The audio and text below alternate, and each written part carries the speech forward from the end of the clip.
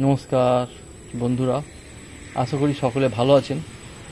আজকে যে গাছটা নিয়ে বলবো সেটা হচ্ছে অ্যাগ্লোনিমা। এই অ্যাগ্লোনিমা গাছটা সাধারণত ইনডোর হিসাবে ব্যবহার করা যায়। আমি কিছুদিন আগে ভিডিও দেখেছিলাম অ্যাগ্লোনিমা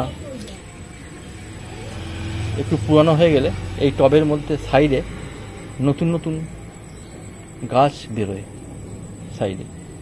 তার থেকে আমরা একটা গাছকে আলাদা করে আমরা নতুন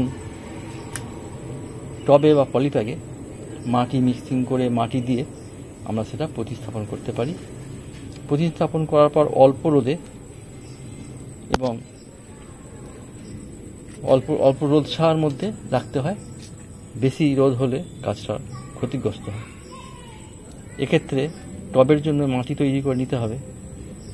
সেই মাটির একটা মিক্সিং করতে হবে। বাগানে নর্মাল মাটি 40%, ভার্মি কম্পোস্ট অথবা গোবর সার 40%, 10% বালি, 10% কোকোপিট আর সামান্য নিমখোল দিয়ে মাটি মিক্সিং করে আমরা 6 ইঞ্চি বা 8 ইঞ্চি টবে এই গাছ প্রতিস্থাপন করতে পারি, বা পলিব্যাগেও আমরা প্রতিস্থাপন করতে পারি।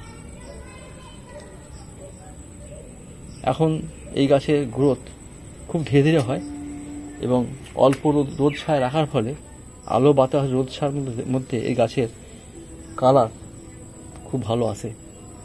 এটাকে যদি রোদ ছাড়া রেখে দিই, রোদ এবং আলো বাতাস না পায়, তাহলে এর মধ্যে এই লাল যে রঙটা দেখতে পাচ্ছেন, এই লাল রঙটা আসবে না।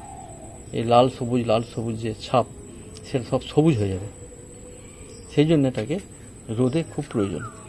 যদি এটাকে ইনডোরে রাখাও হয়, তাহলে 7-10 দিন বাদ কমসে কম 2-3 দিন রোদ ছায়াতে রাখতে হয়।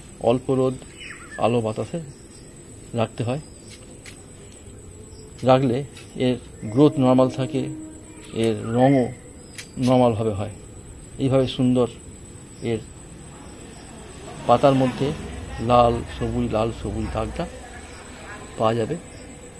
তার জন্য অল্প সানরে অবশ্যই দরকার। কিন্তু একবার রঙটা এসে গেলে তারপর আপনি 7-10 দিন ইনডোরে রাখতে পারেন, কোনো ঘরের কর্নারে রাখতে পারেন।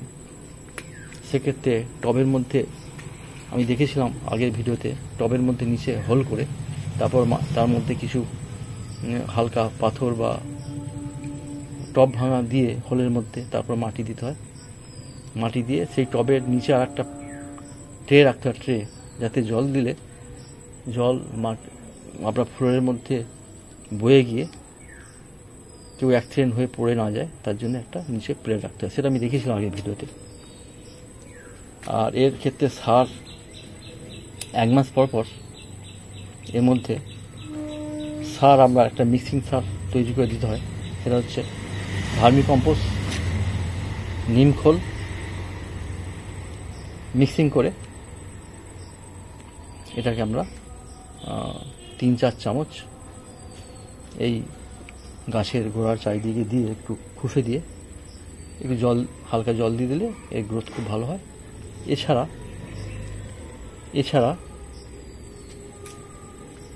2-2.5 মাস পর অল্প ডিএপির দানা, 4-5টা ডিএপির দানা এই গাছের চারিদিকে দিয়ে তার সাথে 2 চামচ, চা চামচের 2 চামচ সর্ষে খোল গুঁড়ো দিয়ে একটু মাটিটাকে একটু আলগা করে দিয়ে তারপর অল্প পরিমাণে জল দিলে এই গাছের গ্রোথ খুব ভালো থাকে।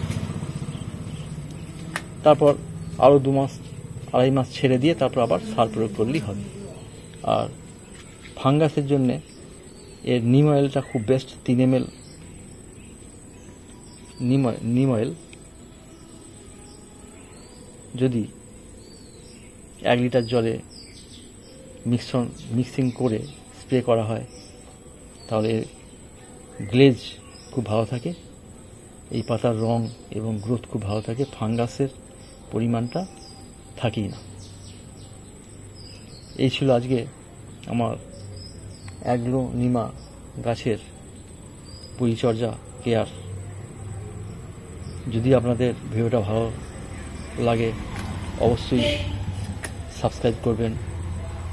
আপনাদের সাবস্ক্রাইব করাটা আমাকে আরও নতুন নতুন ভিডিও করতে সাহায্য করবে, প্রেরণা দেবে। আপনারা সুস্থ থাকবেন, ভালো থাকবেন। আবার পরবর্তী ভিডিওতে দেখা হবে। নমস্কার।